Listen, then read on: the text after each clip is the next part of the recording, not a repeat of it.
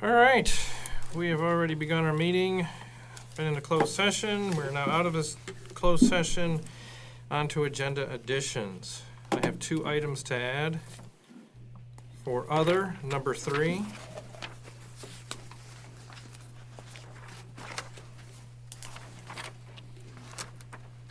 That will be progress of timesheet purchase investigation.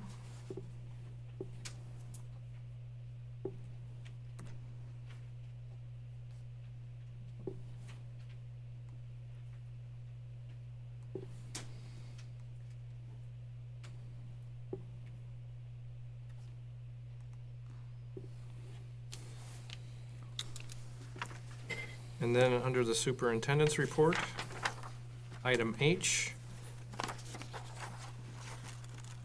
Muni Code updates.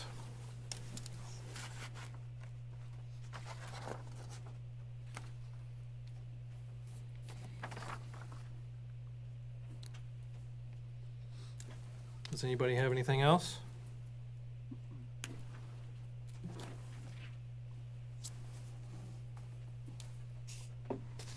All right, then I need a motion for approving the agenda.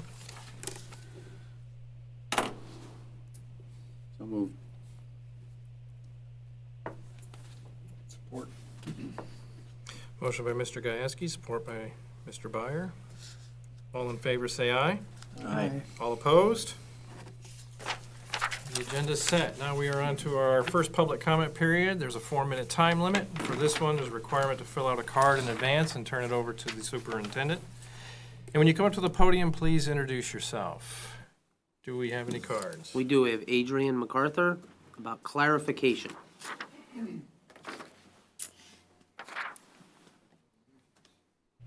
Good evening, Adrian MacArthur, MacArthur Construction. First of all, thanks for the check, got that this week. A little bit light, but we'll deal with that later. Last week I came and I made mention that at a meeting down in Saginaw, it was discussed that I would have a check within about 3 days. And Mr. Weed said that was not the case. I have in my hand a copy of the meetings that state that that is in fact the case. These were minutes taken by Spicer Group. And then it was told to me that we didn't know where the money was last meeting. That to get a check we had to find out if the money had been transferred.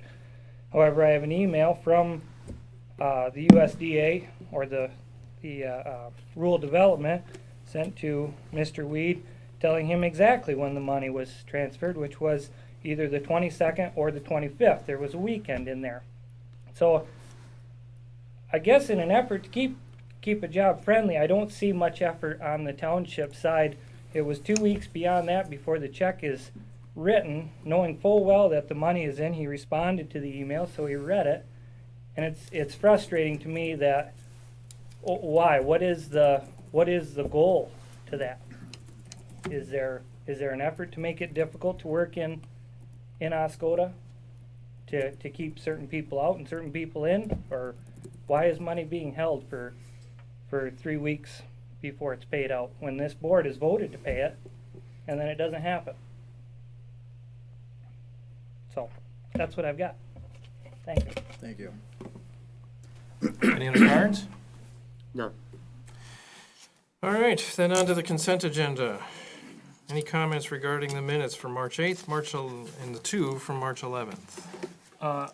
I've got a comment just that I put a copy of draft minutes for the regular meeting of March 11th on the table tonight. Mr. Byer had shared a suggestion earlier this morning, and I included it, and then I highlighted it. That's on the 5th page. So it's up to the board whether we want to approve the copy on the table tonight or the copy in the packet. It's not a substantial change, just a better detail as to who a resignation from the Board of Review was referring to.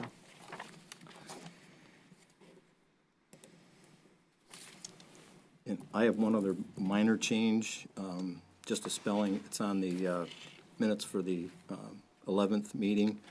It's on page 8 of the packet. It's a placeholder item for acceptance of the $500,000 from District Health. The motion was made to accept the $500,000 grand from the district held. So that should, I think, either be 500 grand or $500,000 grant, Should be would be grand. my guess. Grant.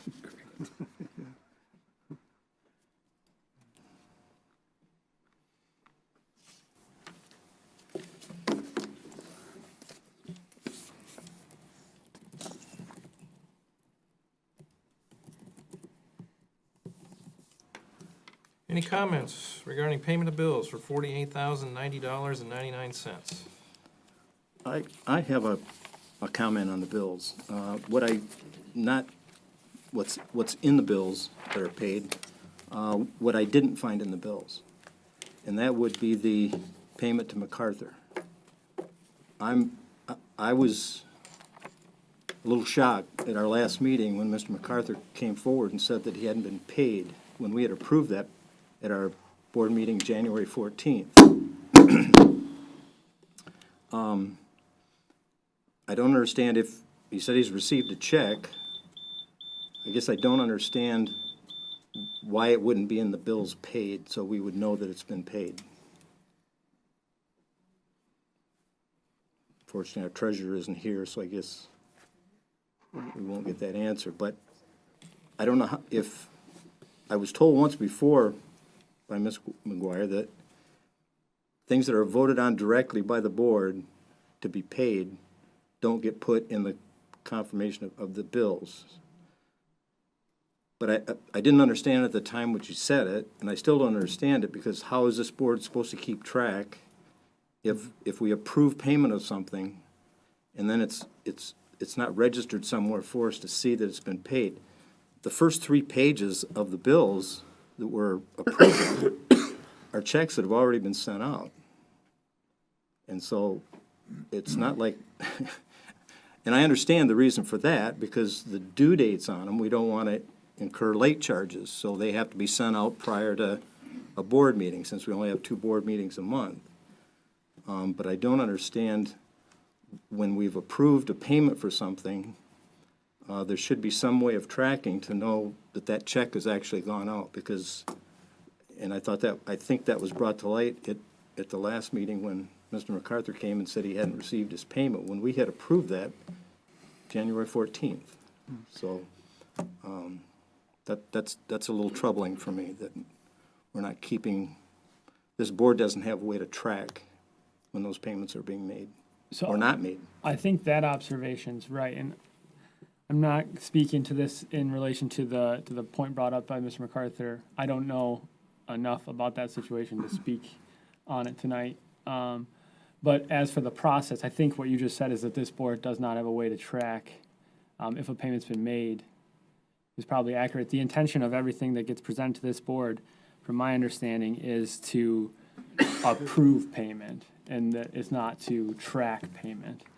So when a prepaid bill gets brought to the board for approval, that's what it is. It's approval after it's been paid, and a run of checks that are about to be paid are here for approval, and a one-off payment gets approved.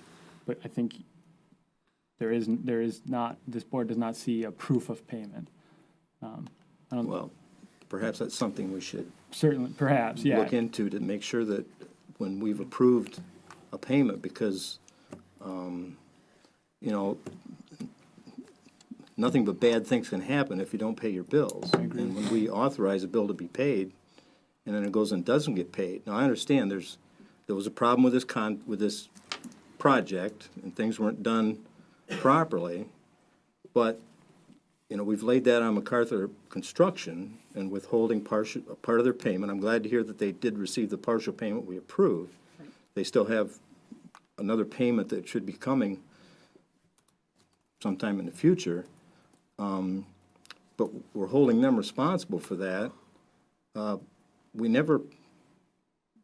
paid an engineering firm to oversee that project, and we never talked about holding the engineer responsible. And the engineer was paid back in October. Now, I don't know if that was a full payment or a partial payment. It was $29,780 that was paid in October. I don't know, it seems like this whole thing has been kind of a mess, but I think we need to have a different policy of how we look at our bills when it comes to the board to track and make sure that things that we've authorized to be paid have in fact been paid. Because, I mean, I don't think the township wants to get hit with late fees. We don't want to get pegged with a bad reputation that, you know, don't do business in Oscoda because they don't pay their bills. Right. So I don't know what the answer is, but I don't see where it would be a problem to put it in somewhere in the payment of bills for the items that are actually paid when, like I said, the first 3 pages of the bills to be paid have already been paid. So that's just a comment. Adrian, question, when did you say you received the check? Last Friday. Last Friday. Okay. And if I may ask, approximately what percent of the total bill did that cover? Under half. Less than half. Total bill is around 300,000. Check was for around 130,000. That was what we approved in January, 130. $130,621.50.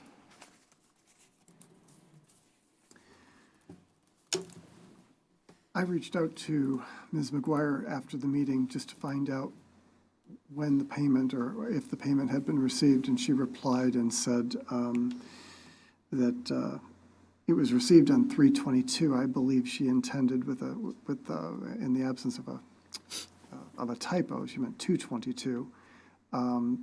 But it looked as though that this money wasn't observed in the electronic deposit funds, you know, the ACH funds. So it was overlooked. And was there a particular reason, and I'm just not clear on, that we had to wait to make the payment to get the money from the USDA? Because we've funded projects in the past and paid the whole thing up front, and then got, No, Pay- we had, this case, we pay after the USDA provides us the funding.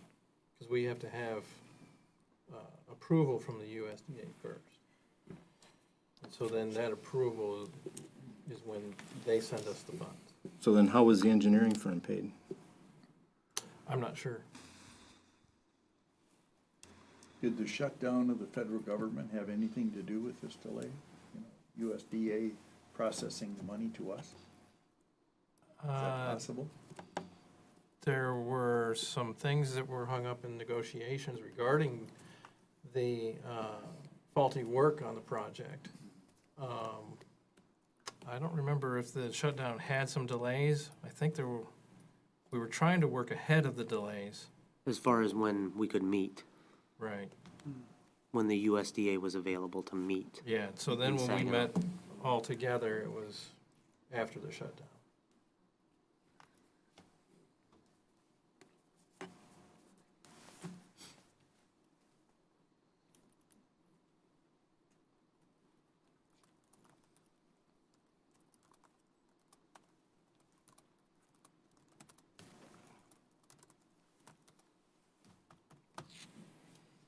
Any other comments? Is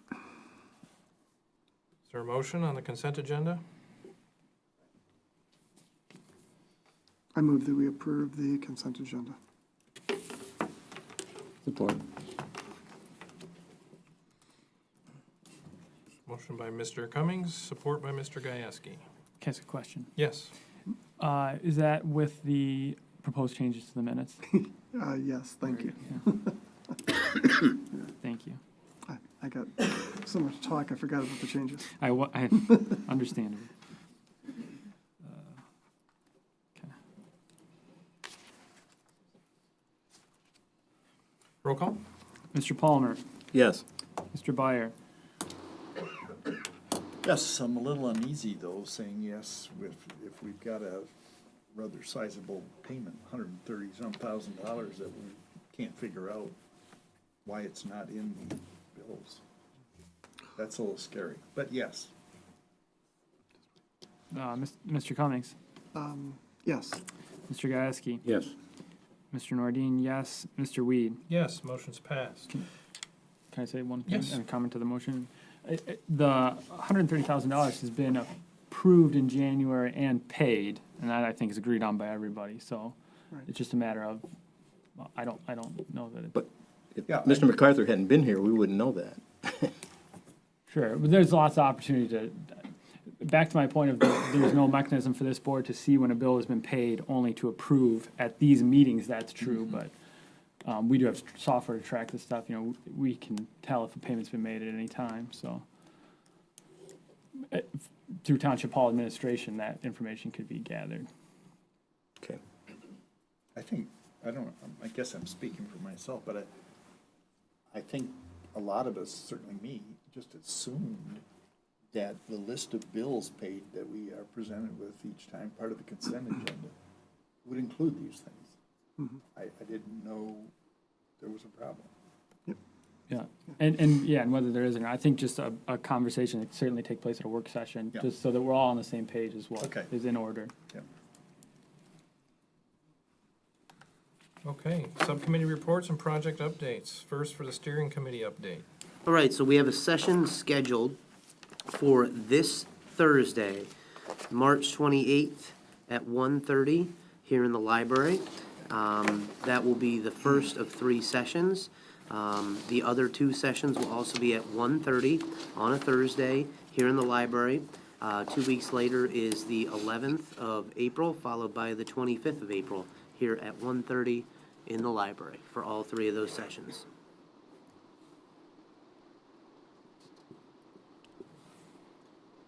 And capital improvements. All right, so there's going to be a public hearing scheduled for Monday, the 1st of April, 7 p.m. at the Planning Commission meeting here in the library.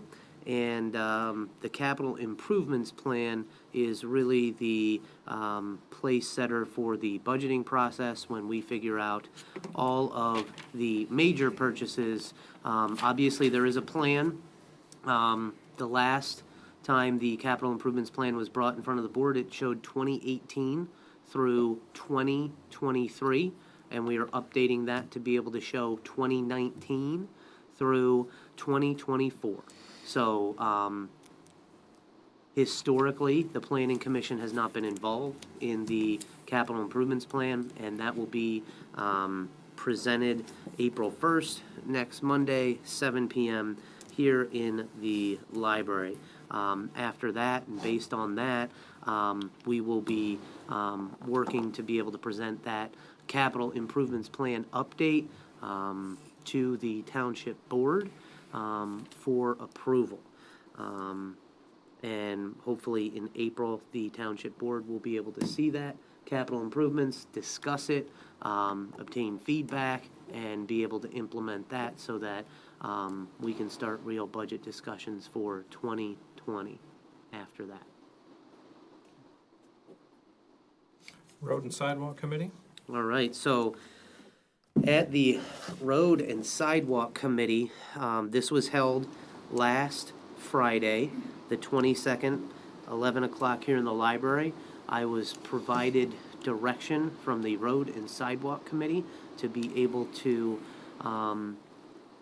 propose ballot language and make a recommendation to the Township Board for a road millage. Obviously, we have to have that ballot language approved 90 days before the August 6th election, so we need that ballot language approved by early May. And so we'll be bringing that ballot language as proposed and recommended from the Road and Sidewalk Committee to the Township Board in April.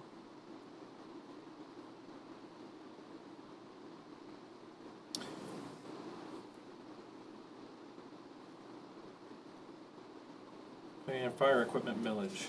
All right, so what we're doing is we established a Township Board work session after the regularly scheduled Township Board work session at 9 a.m. At 10 a.m. will follow next Friday, the 5th.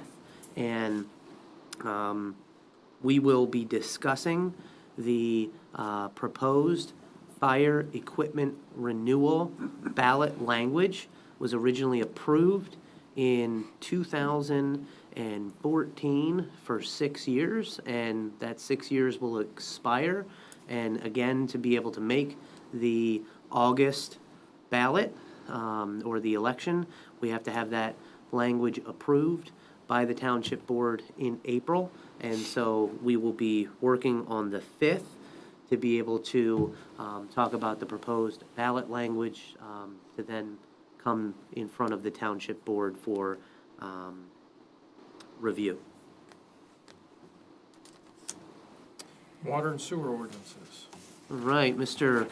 Rick Freeman from Rowe Engineering will be coming back for another board work session. I know we have a lot of work sessions coming up. We're pretty busy, but basically the 12th is a Friday at 1:30. Friday, April 12th at 1:30 here in the library, and we will be going over the previous and the yet to be discussed water and sewer ordinances, and we will also be discussing at that work session on Friday, the 12th of April at 1:30 here in the library, the updated sewer rate study provided by UMBA. Mr. Tom Traciak was up here several months ago to go over the different options with the sewer rate study. And again, the Township Board has 3 different options as far as increasing rates, draining fund balance, or taking on debt to be able to make the necessary improvements to the sanitary sewer system that were highlighted by the most recently completed SAW grant. And so that was a 3-year process to really do an inventory on all of the different sanitary sewer needs and our infrastructure improvements. So, again, we have much to discuss on Friday, April 12th at 1:30 here in the library. All right, under reports, water service installation bid award. Right. So the water service installation bid was established by a base bid on a standard 100-foot installation from the curb box to the house, utilizing open cut excavation. The township opened a total of 5 bids on Friday, March 1st, 2019. Your packet contains the letter of recommendation from Rowe Engineering, as well as the bid tabulation sheet. The board should be reminded that there are 10 water services located on Forest Drive and 14 services located on Van Etten Dam Road. Therefore, if all 24 water services were a standard 100-foot installation, the total project cost would be $105,600. More detailed project cost information will be provided to the Township Board at a later date, and the award of the water service installation bid requires Township Board approval. So this first one here is the bid strictly associated with the water service in the Phase 2 project, correct? Based on the recommendation, And then the next one is regarding the service leads for Phase 1, is that right? correct. Okay. So any comments regarding the Phase 2 water main extension project bid award? When you say phase 2, This is for Loud Drive. No, that's, We missed that. this is for the installation, right? This is, Phase 1. yes, Phase this is 1. for Phase 1 water service. installation on Forest Drive and for Van Etten Dam Road.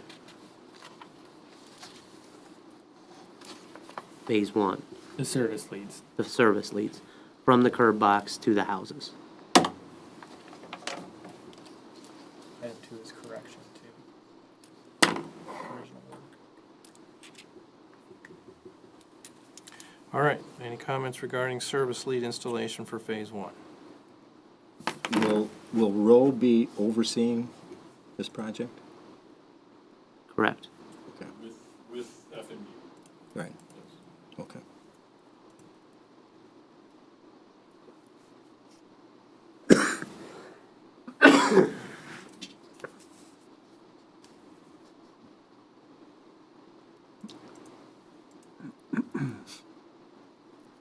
Is there a motion? I'll move to approve the water service installation bid to John Henry Incorporated.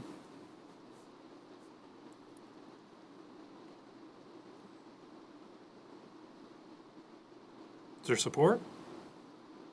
I'll support it. Motion by Mr. Palmer, support by Mr. Gieske.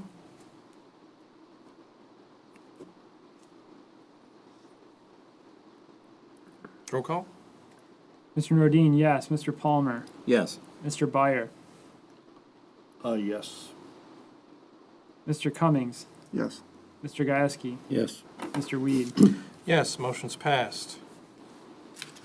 Next, water service installation award for correction of previous work.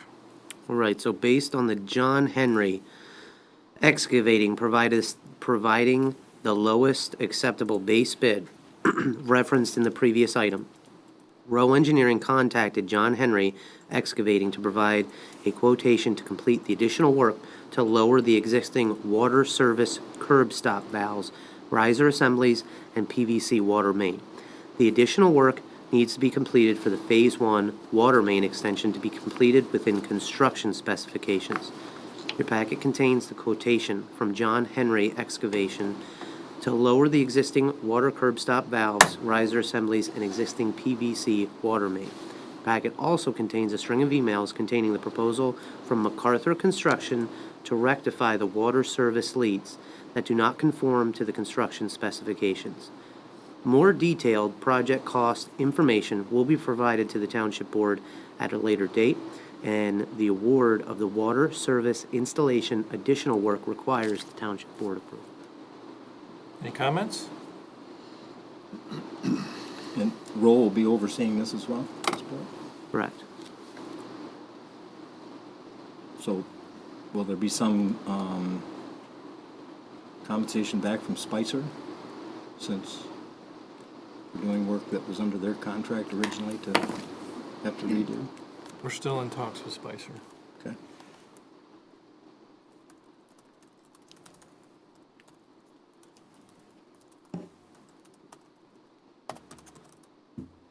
Any other comments? Is there a motion? I'll move to approve the additional work bid to John Henry Incorporated. Support. Motion by Mr. Palmer, support by Mr. Byer. Roll call? Mr. Gieske, Yes. Mr. Cummings, Yes. Mr. Byer, Yes. Mr. Nordine, yes. Mr. Palmer, Yes. Mr. Weed. Yes, motion's passed. Next, Fire Department ATV trailer and equipment purchase. All right. So, the 2019 capital improvement plan originally budgeted $12,000 to replace the fire department snowmobile. However, the fire department has determined that a side-by-side would provide the benefit of year-round search and rescue functionality versus only the partial year functionality of a snowmobile. And based on questions from the Township Board at the work session last meeting, I did have a conversation with the fire chief. And so basically, the deep snow, as far as into the woods, very rarely does the snowmobile leave the actual trail. And 99% of the rescues that the fire department is called to, they do not go off the track into the deep snow. And so the benefit of having that side-by-side, it's not like they're going to be losing a tremendous functionality that that is necessary to go off that groomed trail. There was also a question by the board about the Homeland Security grants, about the ATV, and the fire chief responded that those are not currently available, and he did check into grant opportunities before trying to be able to purchase this wholly out of the police or the fire millage funds. Currently, there were no grants available. Your packet contains an email detailing the total cost of $17,609 to be paid out of the fire equipment fund.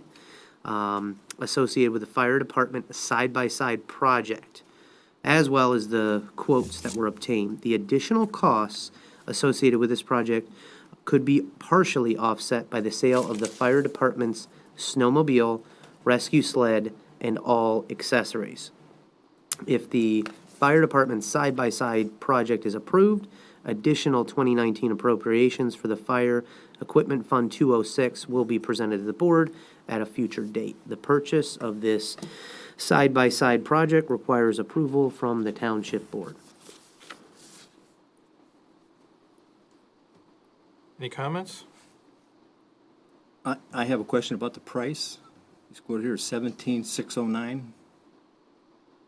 In the quote here, it has the manufacturer's suggested retail price of 15,799.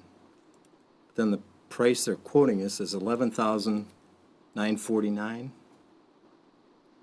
And then there's additional $2,910 that's added to that. I come up with 15,908.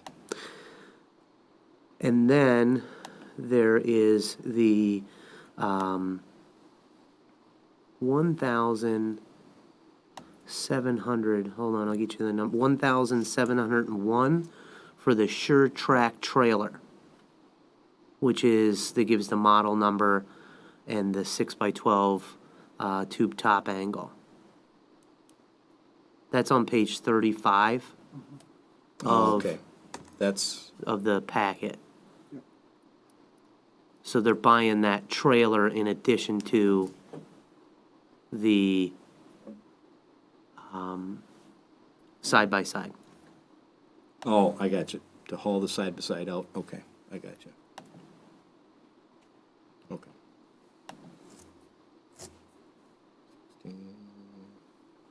Thank you for getting the answers to these questions from last Friday morning's work session. You're welcome.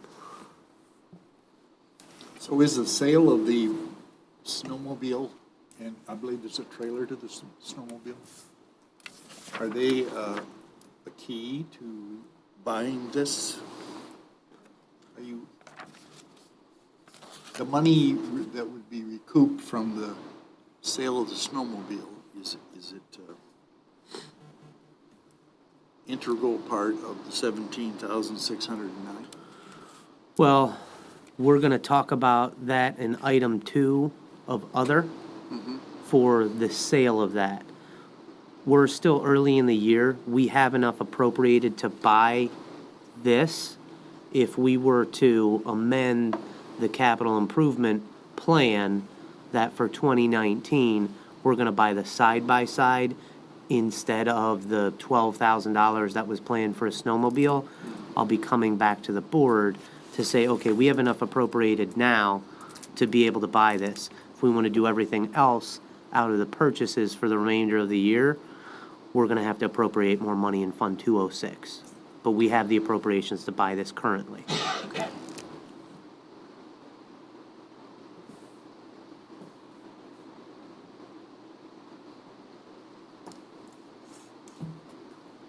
Is there a motion?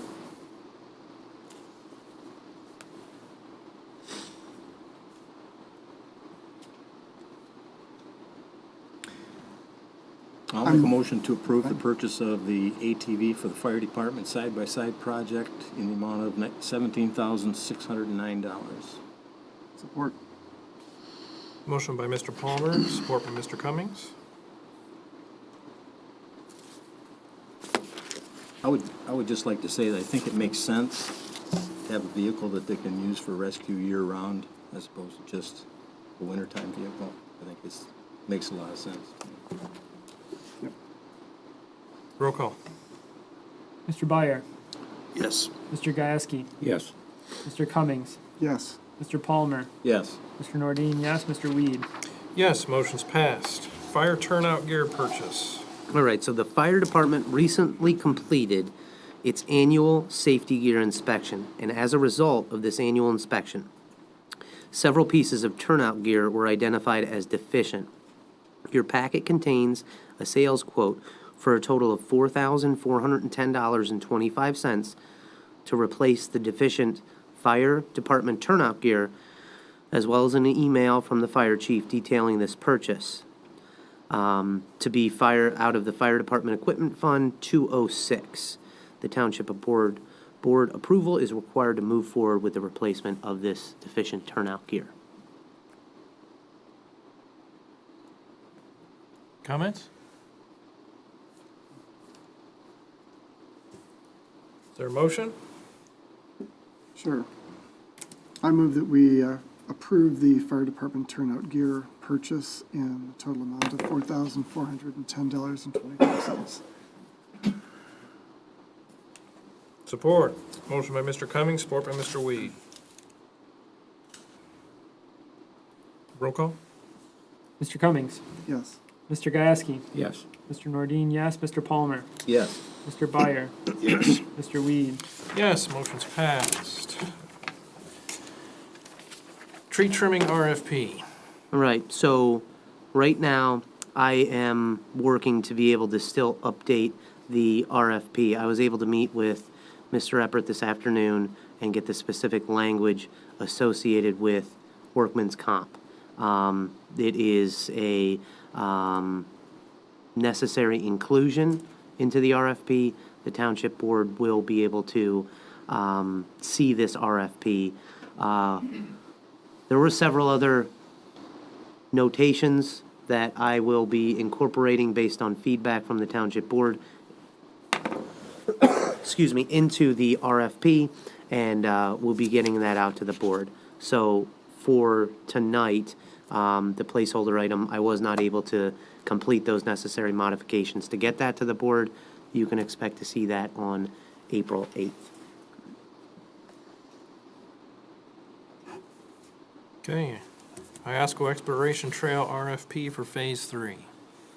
All right, so the design engineering is required by MDOT for a TAP grant-funded project, which can be directly bid through MDOT's LAP. Your packet contains the proposed Iosco Exploration Trail RFP for Phase 3 design engineering and detailed cost estimates. And Phase 3, I'll remind the board, this is the portion of the Iosco Exploration Trail that would extend from Old Orchard Park to the schools.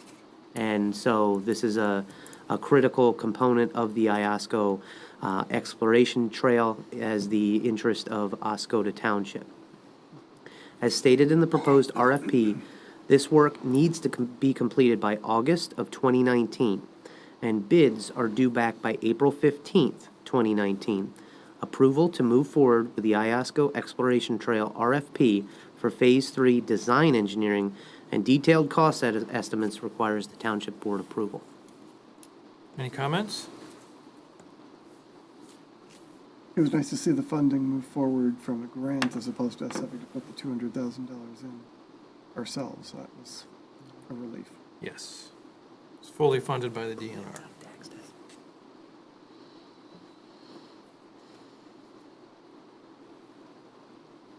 Is there a motion? I move that we approve the Iosco Exploration Trail RFP for Phase 3 design engineering and detailed cost estimates. Support. Did you have something? I was just gonna make the motion. Motion by Mr. Cummings, support by Mr. Gieske. Roll call? Mr. Cummings, Yes. Mr. Byer, Yes. Mr. Nordine, yes. Mr. Gieske, Yes. Mr. Palmer, Yes. Mr. Weed. Yes, motion's passed. Purchase agreement for a 42 lots, 40 acres off of Loud Drive. All right, so the township owns 2 parcels on Loud Drive listed by Real Estate One for a combined asking price of $54,000. And your packet also contains the current listing on Real Estate One's website associated with those 2 different parcels. Your packet contains the purchase agreement for $45,000 associated with these 2 parcels. And the prospective buyer also provided a purchase agreement extension through March 28th, this Thursday, contained within the packet. With regards to the next steps with the purchase agreement, the Township Board has the options to accept, reject, or counter-offer the $45,000 detailed in the purchase agreement. And the Township Board approval is required to move forward with this purchase agreement. Any comments?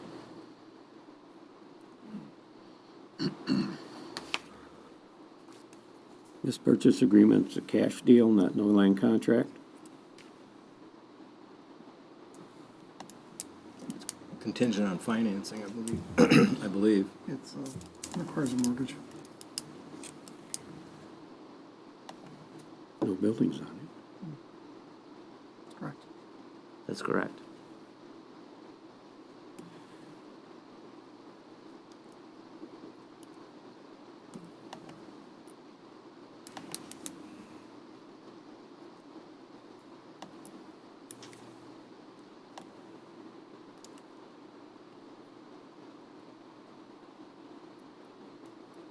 Any other comments?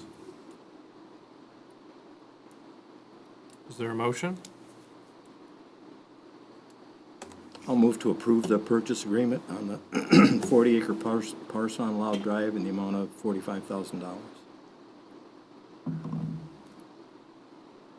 Is there support? I'll support that. Motion by Mr. Palmer, support by Mr. Byer. Roll call? Mr. Byer, Yes. Mr. Cummings, Yes. Mr. Nordine, yes, Mr. Palmer, Yes. Mr. Gieske, Yes. Mr. Weed, Yes, motion is passed. Next, superintendent's, or for the, item H for Muni Code updates.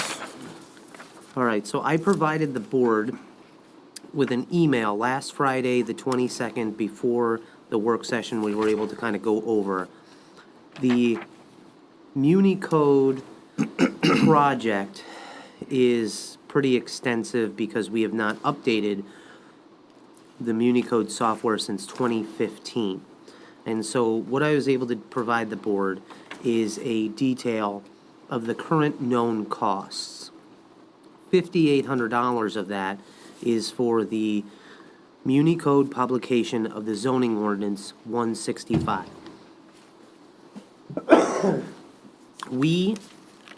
The township has made numerous updates to the zoning ordinance 165 since 2015, almost on a monthly basis with the planning commission, and even more frequently with the subcommittee, the planning commission subcommittee.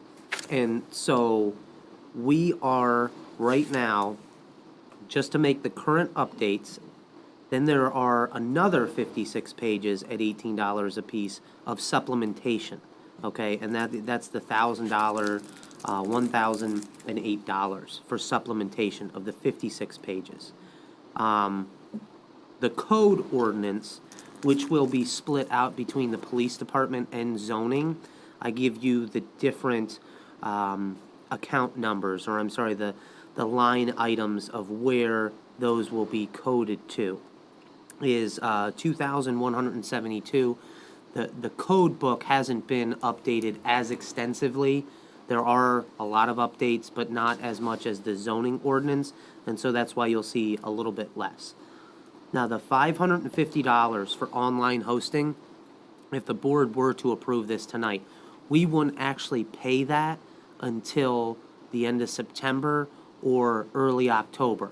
But the first 6 months of the online hosting are free, and so after that, we will be paying Muni Code within 2019, $550, and then that's an annual fee that we will be paying, so that all of our ordinances, all of the codes and the zoning ordinance 165 can be available online for everybody to see. Why I'm requesting $10,500, which is just under $1,000 more for the Muni Code services, is that we are foreseeing a additional supplementation for perhaps both the code of ordinances as well as the zoning ordinance 165. We have a known 56 pages, and there could very easily be another known 56 pages between now and the end of the year, and I don't want to keep having to come to the board every time we need to authorize more money to Muni Code, and that's why I'm asking for a total project of $10,500, and you will see the different lines as far as the zoning within 101-722, as well as the police fund 207 for professional fees and printing and publishing. Comments?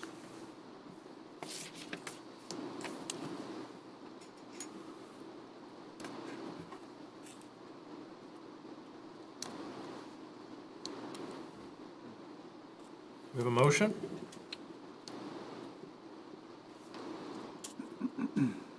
I'll make a motion that we approve the acquisition of the Muni Code for the amount of $10,500. Support. Motion by Mr. Palmer, support by Mr. Nordine. Roll call? Mr. Gasky, Yes. Mr. Byer, Yes. Mr. Nordine, yes. Mr. Palmer, Yes. Mr. Cummings, Yes. Mr. Weed. Yes, motion is passed. Resolution and ordinances, changes to Township Code 10-66, Article 3, garage or rummage sales. Right. So, the proposed code changes were at the request from the Planning Commission Subcommittee to review. The Township Board asked the Planning Commission Subcommittee to review the code language for garage sales, and the subcommittee has provided amended language to the current sections to remove permits and fees required. And so, as Clerk Nordine can certainly attest, this is the time of year, the snow is subsiding, and people are gonna start putting out their spring cleaning and in the form of garage sales and rummage sales. This would remove the requirement to come in and obtain a permit to have a garage and rummage sale.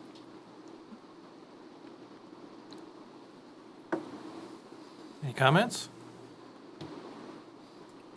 I just mentioned that based on Friday morning work session we discussed, I converted the resolution format that's in the packet to the newer format. The wording's all the same. I just put it onto just reformatted it, and that's on the board table tonight. And then my only other comment would be Friday morning we discussed removal of 2 references to permits in the language. So would you be looking to have our motion tonight include, reference those? Those 2 specific changes, yes. Sorry, I just failed to mention that.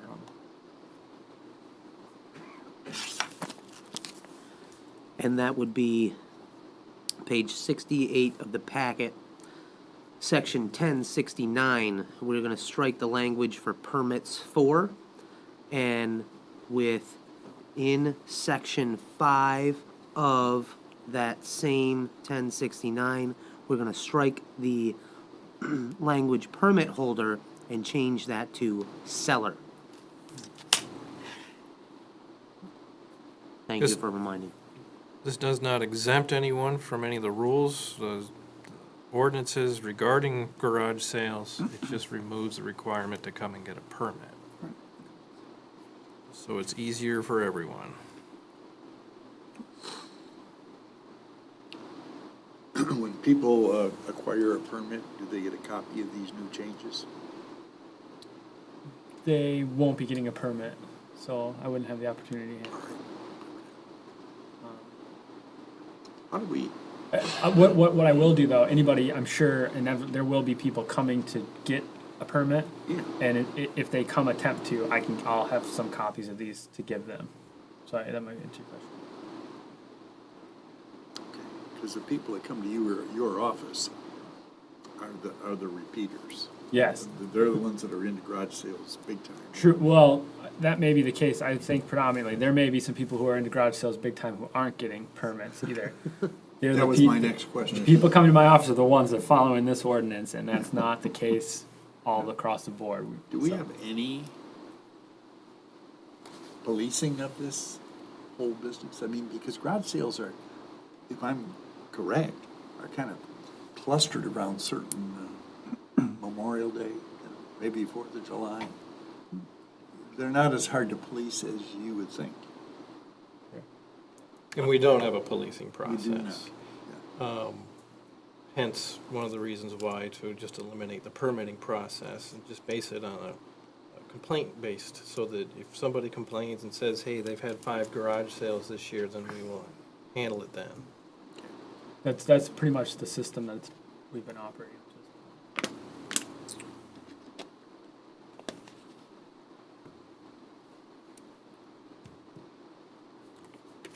I would just point out that the subcommittee, we worked on this over a year ago. It was supposed to have been brought to the board some time ago. I don't know where it got delayed along the way, but we have had this done for well over a year. So somehow it got misplaced, but we'll get it in place now for this season. I appreciate that. I followed up with Lauren, and I was pleased to find out that it was already done. So it's a pleasant surprise. I'm glad to remove the burden from the people and from my office with the upcoming season, like Mr. Schaefer referenced. Is there a motion? I'd make a motion to approve the changes to Township Code 10-66 with the changes to the word permit as referenced tonight. Support. Motion by Mr. Nordine, support by Mr. Palmer. Roll call? Mr. Palmer, Yes. Mr. Byer, Yes. Mr. Cummings, There is also the term seller that needed to be included in that as well, not just 2 references to permits. Mr. Schaefer referenced that, and in my Right. referencing what we discussed tonight, Good, just making I sure. intend to include that. Thank you. All right, then yes. Mr. Gieske? Yes. Mr. Nordine, yes. Mr. Weed? Yes, motion is passed. Next, the Oscoda Historical Museum rental fee waiver request. Right. So what you'll see in here is a letter dated March 20th, 2019 from the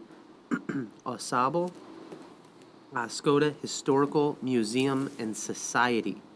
And on May 5th, 2019, the Society is planning to have a dinner and auction to raise funds for the many renovations on the museum and property.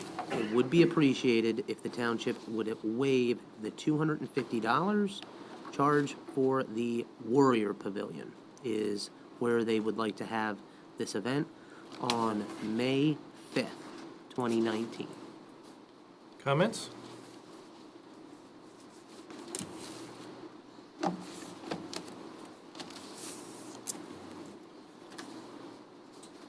Is there a motion?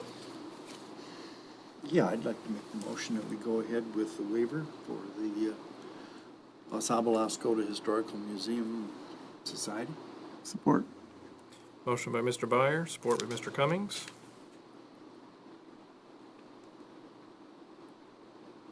Roll call? Mr. Nordine, yes. Mr. Palmer? Yes. Mr. Byer?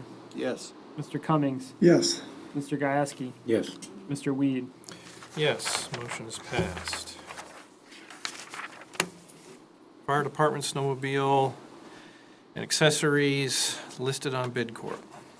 Right, so based on the conversation with the board, the work session on last Friday, the 22nd, it was proposed that the fire department snowmobile, rescue sled, and accessories be listed on bid corp for $2,500. After discussion with the police chief and the fire chief. Obviously, they do not have any problem with starting the bidding at $2,500. Comments?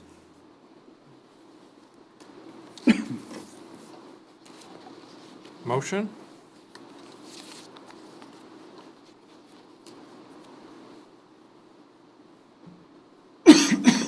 I make a motion we go forward listing the fire department snowmobile rescue sled and accessories on bid corp with a minimum starting bid of $2,500. Is the snowmobile in fairly good shape? It's been used since the late '90s. It runs, and they maintain it well. It's reliable, but it is obviously about a little over 20 years old, and it was used when we got it. It was donated by the Oscoda Osable Trail Riders. And in that period of time of our ownership and use, going back to what you said earlier this evening, most of the use of it was on groomed trails, or all. 'Cause, is that right? Yeah, it's a nice setup if another fire department were to have a rescue, search and rescue. This would be an ideal scenario for another department to buy that equipment.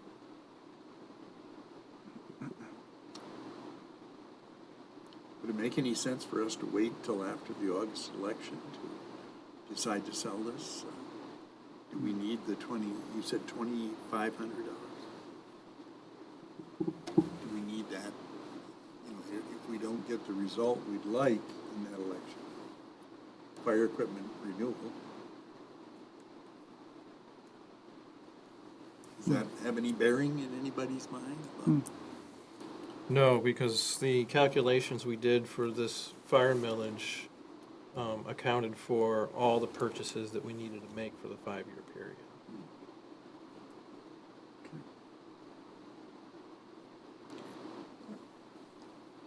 And Friday, we discussed this, and did we want to make this a minimum bid or just a starting bid? I thought the idea was to just have a starting bid at $2,500, not a minimum. The starting bid would be $2,500. That was my understanding. Do we clarify if the starting is the minimum? There's two concepts. You can have a starting bid, or you can say we will not take less. We could set it up. Okay. So we are going to have a starting bid. All right, so I amend the motion to have it as a starting bid. Very good. Support. Motion by Mr. Weed, support by Mr. Palmer. Roll call. Mr. Gasky, Yes. Mr. Cummings, Yes, Mr. Byer, No. Mr. Nordine, yes, Mr. Palmer, Yes. Mr. Weed. Yes, motion is passed. Progress of timesheet purchase investigation. We've had some people that have been gone over the last 2 weeks. So we still have items that are pending on this, and I would like to do postponement to the next meeting. Thank you. So I make a motion, we postpone this item. support. Motion by Mr. Weed, support by Mr. Cummings.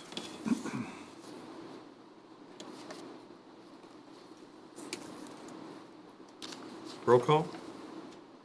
Mr. Byer, Yes. Mr. Gasky, Yes. Mr. Cummings, Yes, Mr. Palmer, Yes. Mr. Nordine, yes, Mr. Weed. Yes, motion is passed. We're now on to our second public comment period. For this one, there is not a need for a card to be filled out. Anyone may speak, but there's still a 4-minute time limit, and please introduce yourself when you come up. Does anybody wish to speak?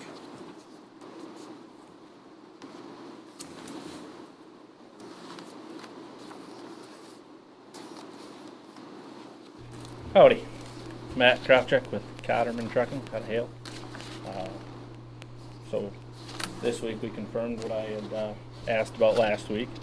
which was that a third place bidder on the water service was taken over my second place bid. Don't know the sums offhand, but I'm going to say $35,000 to $40,000 difference in those two bids. I'm going to let a little bit of an impasse with this because after seeing everything unfold with the previous water main project, there's definitely some inconsistencies from my vantage point centered around Mr. Weed. Not sure I want to work with that, but what I do want is the fair shot to work with that. For the record, I was not contacted by Rowe. I was not contacted by the township for any clarification of my bid. Generally, the standard practice is if there's a substantial difference, the engineer or an appointed person would be in touch with the next lowest bidder to indeed verify whether or not you could do it for that price. We can do it for the price we bid it at. We can do a dang good job for the price we bid it at. So I'm gonna go out here on a limb and guess that you're gonna have some people that are wondering why you chose to spend an extra $40,000 to get it done. It is what it is in my eyes. Like I said, I'm not sure I want it that bad, but you know, you got the bike path project. Do you want fair bidders on that, or do you just want to work with your own people again? You know, we're going back to that same reputation that we were talking about earlier, and just kind of like to know where we stand on it, because frankly, it takes time to put a bid together, and if I'm not going to get a fair shake at it, I don't know that I should waste my time on it. If you guys, you know, just want to pick your contractors, then by all means. John Henry's a good guy. He'll do a good job for it. So, thanks. Thank you. Yes, sir. I have some questions. Where are you coming up with this $40,000 I difference? believe we were $2,600 per unit, and John Henry was 40 something. 4,400. Yep. So the difference times 24. I see. Okay. Then my second question is, you and one other bidder, I mean, you've indicated, and I believe you, that you're in the bidding business a lot. You know that it's involved and time-consuming to set up a bid. Why did you not abide by the requirements? Probably an oversight, and if that's the reason you're rolling my bid out, by all means, you have that right to. Like I said, if it was, I'm not contending with your right to eliminate a bid on any circumstance. Although the bid form was about the loosest bid form I've encountered in my practice on a project this size. But that being said, like I said, when there's a price difference, I mean, and correct me if I'm wrong, you guys are here to do what's right by the people, and a lot of times that is, you know, spending their funds in the way managed. So, like I said, you have that right to eliminate me on any technicality, whether it be just or not, and I'm not saying it's not. However, I think that, you know, a little bit of exploration, you know, usually a phone call would say, hey, you screwed this up. You know, you didn't get this the way we wanted to, especially when I reached out a couple of times, not to Rope, but I did reach out to the township to, you know, to ask what was going on with it. If there was a reason to get rid of my bid right off the get-go, there was no reason for you not to tell me that at that point, because that wasn't a recommendation by Rowe then. That was black and white, right? Yeah. So that would have saved me 2 trips up here. That would have saved. So that's it. Just everything seems to be a little bit of a communication factor here, and yeah, it's something that I think that. Well, if you were John Henry, who got the bid, Sure. Yep. John's a good guy. and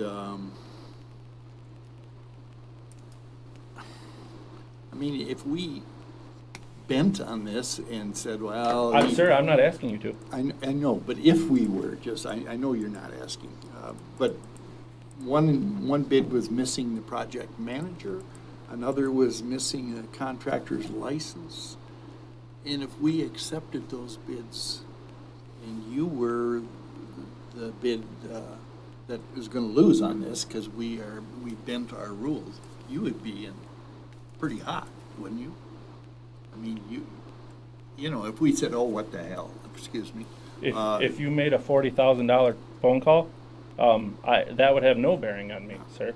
That's like I said, you can take away any justification on it that you want, but I you know, in the future, if it's gonna be, that's how it's gonna be, absolutely. Then anytime I bid with Oscoda, for sure, I will make sure that every I is dotted and T is crossed. But As long as I've been on this board, if anybody misses any part of the bid, we gotta set it aside. I don't think, I've been in I bids. hope you're not thinking that we're making choices here because we like contractor A or B or D and don't like you, because that's not, I don't think that enters into it. We're kind of anal about that these bids be followed according to the requirements. And you've indicated you worked on bids before, I think you're. And the other experience. contractors are very much concerned with all the requirements being fulfilled. Sure, absolutely. I think that's the reason, at least in my mind it is, because you definitely are lower than. I'm just looking at it from, and I don't live here, you know, but if this was going on where I live, it would definitely raise some questions, and your reasoning to me as a resident would be difficult at least, in you know, worth a couple phone calls. That's all I'm getting at. You know, phone calls seem to be a hard thing to get back from this township in my past couple weeks experience here. So, you know, if you have a reason for not accepting the bid, but do you have a reason for the lack of communication as well? All right, I think that we need to move on. Sure. Thank you. Thank you. Thank you.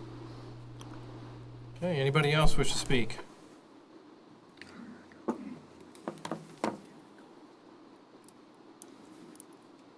Quick question, the dollar amount from John Henry for the additional work, nobody gave that dollar amount out, what was it? It was the second item approved.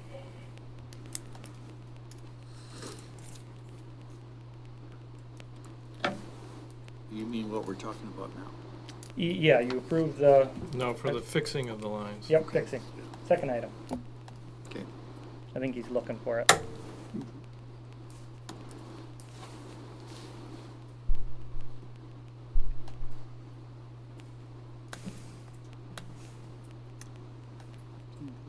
And again, if this, it's on page 25 of the packet. So if you take the 24 curb stops and you multiply by 250, that's 6,000 plus the lead and the hydrant lowering of 4,000. Potentially the standard would be $10,000 Okay, so it's $250 per. per lead to lower that. Okay, fair enough. And you said my bid was rejected because I didn't include a contractor's license? Is that true? That's what it says here. Okay, there was a contractor's license with mine. I don't know. I'm just reading what compilation of 5 bids. And Mm-hmm. there were 2 that were missing some segment of the RFP. Yeah, I included a contractor's license for the plumber who would be doing the plumbing. Requirement was the general contractor's license. And that was What was asked for a general what were you looking for there? A builder's license or a? your license to perform as a contractor in the state. Everybody else provided that except for you. Okay, fair enough, I'll look into it. And you are correct, you did include the plumber's license, but not the general. Anybody else wish to speak?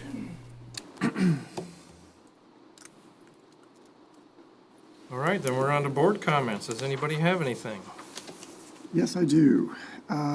Couple of announcements. I wanted to talk a little bit about the RAB coming up. There were a couple of dates I wanted to give and another announcement. So first of all, a reminder regarding the training session for the RAB members, which is April 23rd, 5:30 PM here at the library.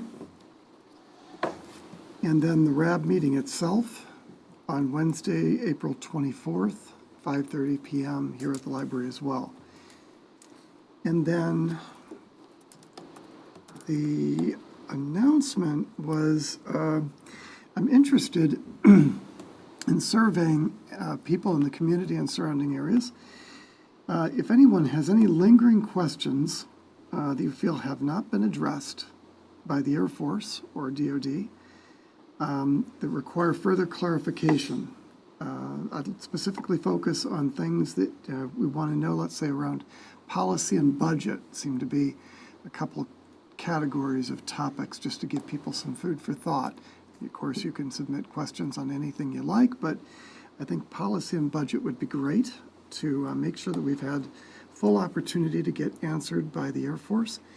And this is in the context of us having a senior representative from, I guess it'll either be the Air Force or someone will be coming to see us in the next month or so. And I'd like to have this list of questions presented to the Air Force in time for that meeting to occur so people can respond while they're here, not listen to questions and say, well, we'll get back to you. Given that today is the 25th of March, I'd like to give the opportunity for people to submit questions to me by email. I'll give you that in just a moment. 2 weeks, so maybe take the deadline for submission by the end of day, April 5th, and then I'll compile all the results and I'll turn it around to a document and give it to the Air Force so that there'll be time for them to respond before they come to the meeting. My government email address, I'll say it for you, and then post-production, they'll print it in the video for YouTube, so it's T. Cummings, spelled Cummings, at Oscoda Township mi.gov. And if there's any questions, people can email me there as well, and I will take those questions, compile them, and turn that out to the Air Force. Thank you very much. Any other comments? If I can keep my voice here, a couple things. In my working years, for the past 40 years, I was in the trucking business. And I had opportunity to bid on a good number of different contracts and things that had to do with trucking. Some of those had to do with the federal government. When they put a bid package out, there is a extensive checklist that needs to be checked off. You submit the bid, and then when the bids are open, what they get at the time of the bid opening is what you have. If there's a document missing, your bid is tossed out. Unfortunately, I've had that happen to me on numerous occasions. There'd be one piece of paper out of 50 or 60 that you have to submit in that package that you neglect to put in there, and you're out. So I learned over that 40 years that you have to be very careful and document and have a checklist of each document that needs to be in there. And I think it's pretty well defined in our bid packages. So I would I would encourage everybody to continue to bid on these projects. I'm quite certain that there's no preferences that are placed on anybody that puts a bid in. We do have the right to not award a contract for really no reason at all, but we seldom do that. That would only come under, previous experience, but that's the fact of the bidding world, and I know because I've been involved with that for a very long time. And if I've literally lost millions of dollars because of one piece of paper that wasn't included in a bid. So I understand where you're coming from, but unfortunately, that's the Floor is facts. closed to public comment. That's the facts of life in the world of, especially in government bidding. There's very specific requirements and bid packages, and you have to adhere to each one of those. The other comment I wanted to make, at a previous board meeting, we opted to not take any action on any further the beach vending ordinance that we had passed. We kind of put a hold on that. The planning commission's been, the subcommittee, we've been revising that yet again. We'll continue to work on that. We'll bring it to the planning commission at the next meeting. Basically what we've done, the primary snag in that was the foot site. And so we've removed that from the ordinance for the time being, till we can have some clarification from Consumers Power on what they will allow at foot site for this endeavor. So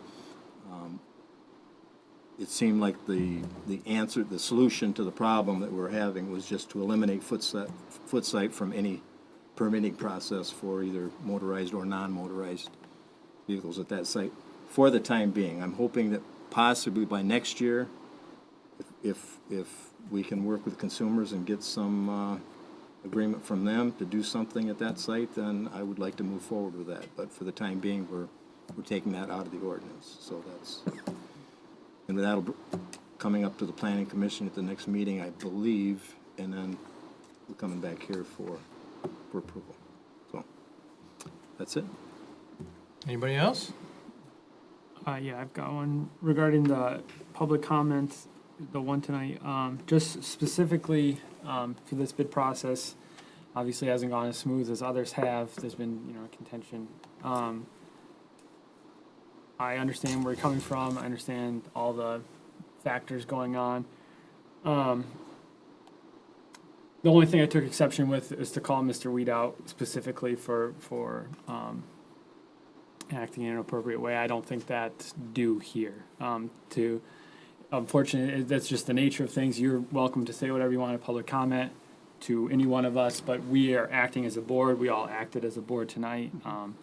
I've been relatively involved in this process from the bid opening to now.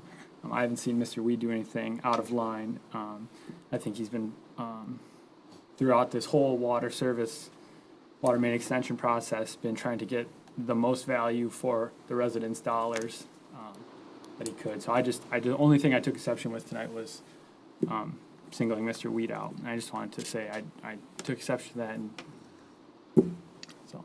Thank you. Any other comments? I dealt with the government on a lot of contract bids, trucking on this base. And it cost me money sometimes. Sometimes it didn't. So you better have all your P's and Q's in place. That's all I can say. All right, so since I was called out, and you had asked a question earlier, and trying to jog my memory as to what's happened over the last several months with this project, we started out with bids for the water main project, and MacArthur came in as the lowest bidder, significantly lower. And somebody who came out of the blue, because we'd never heard of MacArthur before. Some other people had never heard of MacArthur. We were like, well, we don't know anything about them, but their price looks great. So we called the Alpena engineer and said, hey, you guys do work with them. And they were like, hey, yeah, they're great. All right, this is looking pretty good. We all voted to have MacArthur come out and do the job. Came out, knocked it out like crazy. Didn't want any partial payments along the way. Just knock it out quickly, get one payment, and we're done. Well, once the project was done, we started to find problems with it. We didn't find them right away. They took time to find right away. Spicer was doing progress payments along the way. That's how they got paid during that time. But MacArthur said no progress payments.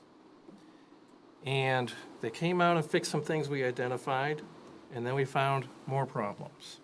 To the point that I personally went out and had to measure. We dug holes down to the line and physically measured how the depth was to see if it was in compliance with the contract.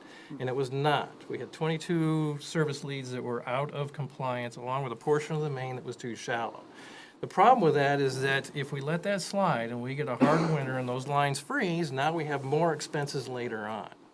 In December, MacArthur was offered a partial payment, and MacArthur said no, then came back and said yes, and then came back and said no. So then we got to the point of, okay, this is what we're down to. We verified every single issue that there was with these lines. And you're shaking your head no, but no, this is how it went. We verified exactly what was wrong and what it was going to take to fix it. And that's how we've come to this point now, where they received a partial payment for the work that was correct, minus a sum of funds additional to that. There's what you would charge for what's incorrect, plus an additional percentage on top of that. But in nowhere along the way has MacArthur expressed, yes, let's go down there and let's fix these. It's been, can you waive them?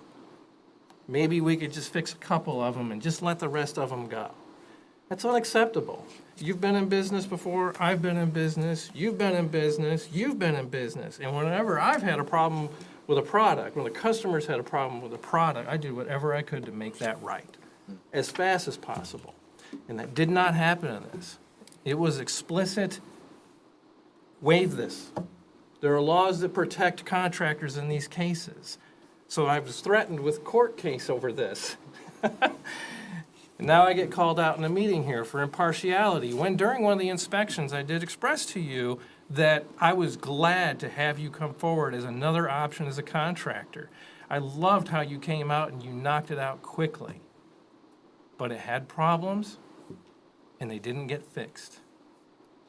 That's all we asked for. Just get them fixed. Wow. The floor is closed to public comment. That's all it would have taken. Knock it out, fix it, be done with it. But now we're in this situation, somebody else has to come in and fix it.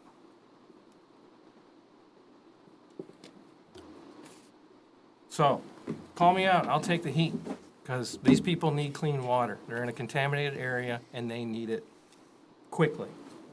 They should have had it last year. This is board comment, period.